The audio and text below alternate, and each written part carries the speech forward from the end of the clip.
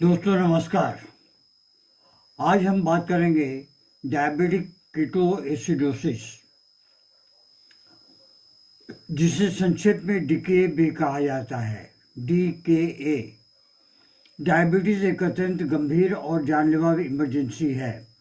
यदि समय पर उपचार न किया जाए तो डीके कुछ ही घंटों में कोमा और मृत्यु तक ले जा सकता है। इसलिए इसका ज्ञान, इसके कारण और इसके लक्षण, इसके अंदर होने वाले बदलाव और अंत में होम्योपैथिक मैनेजमेंट सब समझना हमें बहुत ही आवश्यक है। आइए जानते हैं कि डीके क्या है। डीके एक ऐसी स्थिति है जिसमें शरीर में इंसुलिन की भारी कमी हो जाती है। इसी कमी के कारण शरीर ग्लूकोज को कोशिकाओं तक पहुंचाकर ऊर्जा में बदल नहीं पाता। जब कोशिकाओं को ऊर्जा नहीं मिलती तो शरीर मजबूरी में फैट्स को तोड़ना शुरू कर देते हैं। फैट्स के टूटने से जो उप उत्पाद बनता है उसे ही कीटोन बॉडीज कहते हैं। ये कीटोन बहुत ज़्यादा एसिडिक होते हैं और इनका तेजी से बढ़ना रक्त को अत्यधिक अम्लीय बना देता है, जिससे हम मेटाबॉलिक एसिडोसिस भी कहते हैं। यही पूरा प्रोसेस मिलकर डीके बनाता है। कारण क्या है, आइए हम जानते हैं। इंसुलिन डिफिशिएंसी टाइप 1 डायबिटीज में यह सबसे आम कारण है। जब शरीर एकदम इंसुलिन बनाना बंद कर देता है। दूसरी जो कारण है वो है इंसुलिन का डोज मिस करना। डायबिटिक व्यक्ति इंसुलिन लेना भूल जाए या जानबूझकर न ले। कोई संक्रमण, इन्फेक्शन, मूत्र संक्रमण यूटीआई, फेफड़ों का संक्रमण निमोनिया, त्वचा का संक्रमण या फिर वायरल बुखार। इन इन्फेक्शंस में शरीर की इंसुलिन डिमांड अचानक बढ़ जाती है। हार्ट अटैक या स्ट्रोक, इससे शरीर स्ट्रेस मोड में चला जाता है और कीटोन्स बनना शुरू हो जाता है। सीवियर डिहाइड्रेशन, पानी की भारी कमी डायबिटीज मरीजों में डीके ट्रिगर कर सकता है। Trauma, surgery, stress, alcohol intake या फिर ड्रग एब्यूज जैसे कोकीन और स्टेरॉयड आदि। पैथोफिजियोलॉजी के बारे में थोड़ा जान लेते हैं सरल भाषा में। अब समझते हैं कि शरीर में डीके के दौरान असल में होता क्या है। स्टेप 1, इंसुलिन की कमी होती है। ग्लूकोज कोशिकाओं में नहीं जा पाता, रक्त में शुगर बढ़ती है। स्टेप 2 में एनर्जी क्राइसिस, कोशिकाएं भूखी रह जाती हैं। शरीर समझता है कि ऊर्जा की कमी है। स्टेप 3, फैट ब्रेकडाउन, ऊर्जा पाने के लिए शरीर फैट तोड़ता है और कीटोन्स बनते हैं। कीटोन एक्यूमुलेशन, कीटोन शरीर में इतने बढ़ जाते हैं कि खून एसिड बन जाता है, जिसे एसिडोसिस भी कहा जा सकता है। डिहाइड्रेशन, ग्लूकोज और कीटोन्स दोनों पेशाब के रास्ते निकलते हैं। बहुत ज़्यादा dehydration. Step 6, electrolyte imbalance, potassium sodium गिरने लगते हैं। दिल की धड़कन और दिमाग पर असर पड़ता है।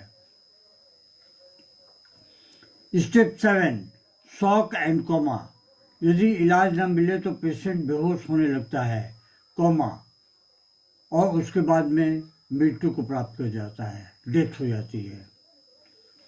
सिम्टम्स, शुरुआती लक्षण क्या है, आइए हम जानते हैं। बहुत ज़्यादा प्यास लगना, बार बार पेशाब लगना, मुंह का सूखना, भूख कम होना, तेज थकान और कमजोरी, ये शुरुआती लक्षण थे। मध्यम लक्षण, मॉडरेट, फ्रूटी एसीटोन स्मेल वाली सांस,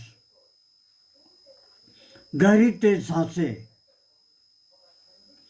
पेट में दर्द, मितली और उल्टी, सिर दर्द, धुंधला दिखना।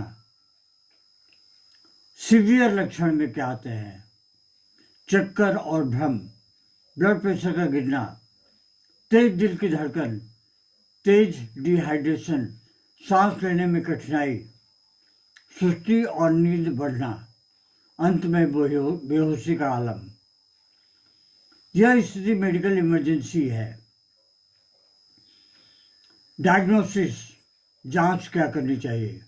डीके की पहचान निम्न जांचों से होती है, जैसे कि ब्लड शुगर बहुत हाई 300 से 700 mg पर डाइल्यूशन, ब्लड कीटोन्स बढ़े हुए, urine ketones positive, blood pH कम, low bicarbonates, potassium imbalance, serum osmolarity बढ़ी हुई।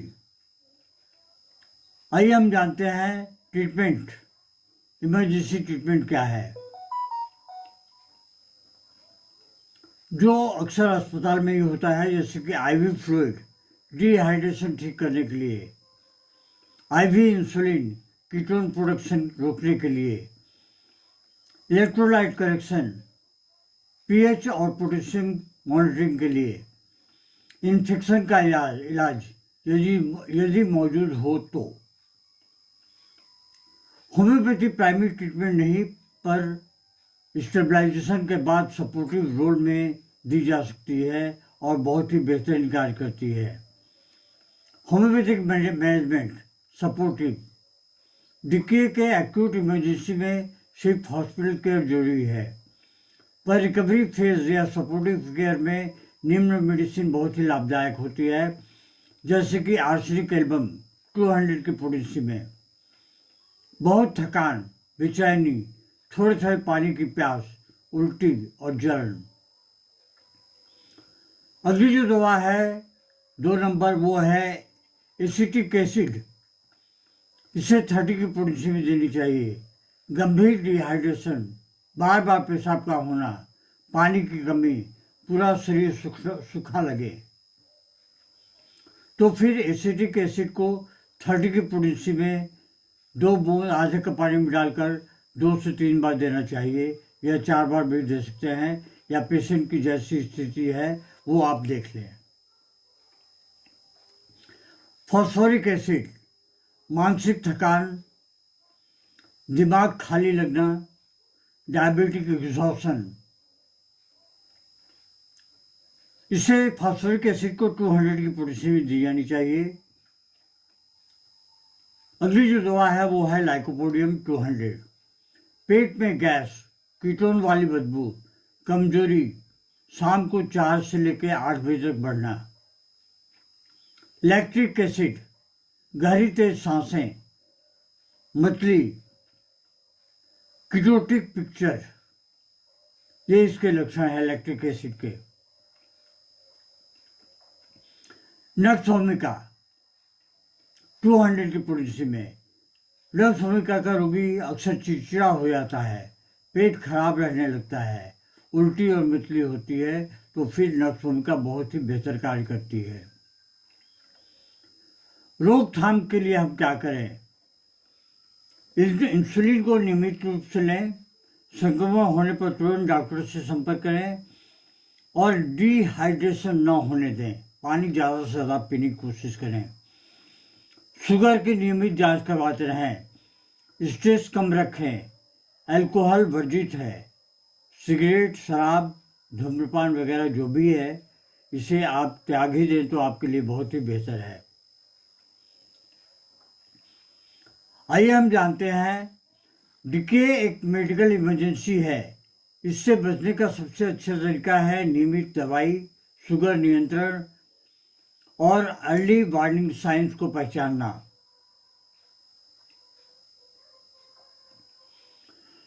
इमरजेंसी में आपको अस्पताल में ही जाना पड़ेगा, हॉस्पिटल में ही जाना पड़ेगा। उसके बाद में आप homeopathic treatment as a supportive के हिसाब से ले सकते हैं। प्राइमरी ट्रीटमेंट के हिसाब से ना ही लें तो बेहतर है। धन्यवाद।